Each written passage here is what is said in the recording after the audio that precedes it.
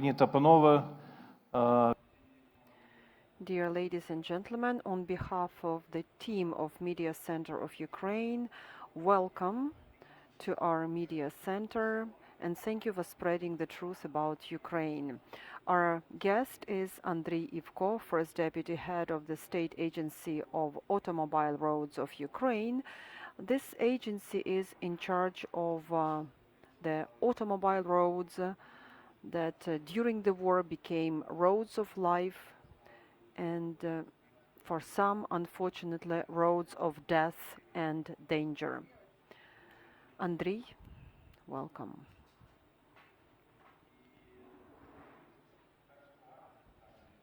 My first question is general.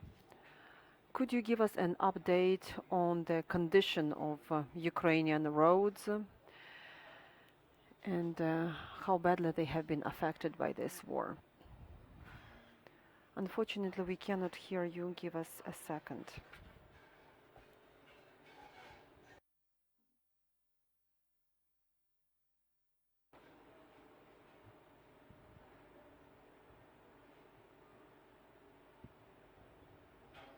We still can't hear you.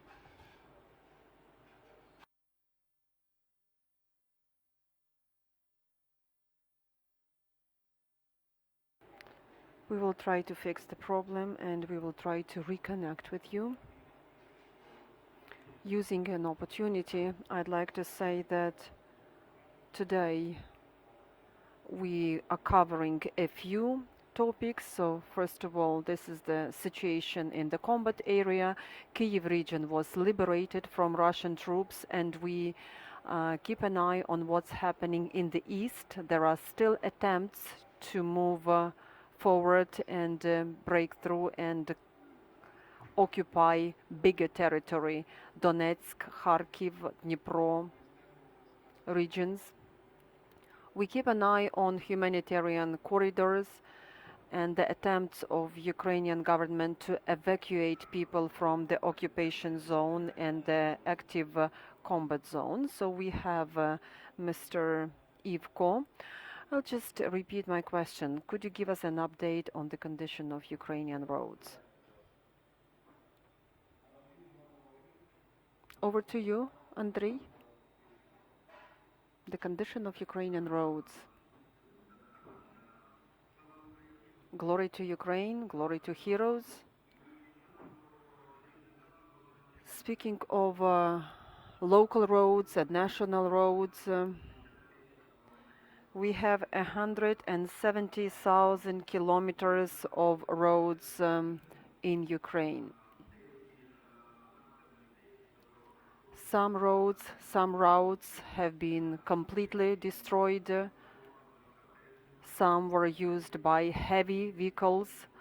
Some bridges and structures have been ruined. All this has been carefully monitored, and we also calculate our losses. We do monitoring daily. Our services keep working. Ukravtodor, the representative offices of Ukravtodor in regions keep working. Today is the 3rd of April. We have 23,000 kilometers of destroyed roads and 263 constructions like bridges and motorways. 874 billion hryvnias damage has been caused to our roads. So this is the losses we suffered. 39 billion hryvnias is going to cost us to renew the bridges. So that's preliminary calculation. But we keep monitoring the situation and we already make the Excel tables and we do electronic calculation of our infrastructure losses. But we are already getting ready to rebuild our roads. We are preparing feasibility study, specifications, technical documentation. Once the war is over, we will get down to rebuilding the infrastructure and roads. I'm ready to take questions from the audience. Which regions suffered the most geographically in terms of infrastructure destruction? It's not a secret, of course. It's the east of Ukraine, the south, and part of the north of our country. Bridges,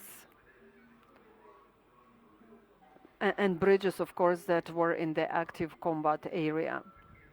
But there were also instances that some roads were destroyed by the shelling, by the bombs, and inside the country there were also instances of road damage.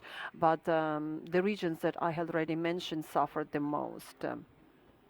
Mines, how dangerous are they, and the mines left behind? Of course, it's dangerous. Today we talked to representatives of local government and local regional military administrations, that they need to appeal to people so that they ask people not to go back to Irpin, Bucha and other small towns near Kyiv, because the Russians left the mines and booby traps behind, so we need to demine these areas. This has to be done under the control of armed forces of Ukraine, and we hope that these areas will be demined as soon as possible. Some roads became roads of life for those Ukrainians who were trying to get out from the area of active hostilities. Of course, the load was probably much higher than on average, especially when we are talking about the roads in the west of Ukraine towards the border. How well did the roads manage this extra load, excessive load? You're right that the traffic was much more intense, especially in the western regions of Ukraine. The most popular motorway was Kyiv-Chop, MO6. We fixed it last year.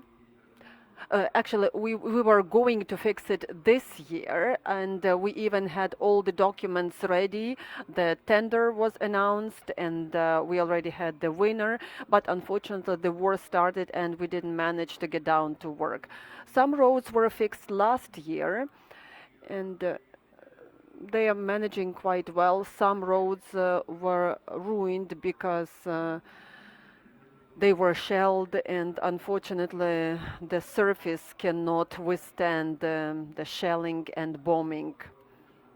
But the roads are of good quality, and they manage to deal with excessive traffic that we had.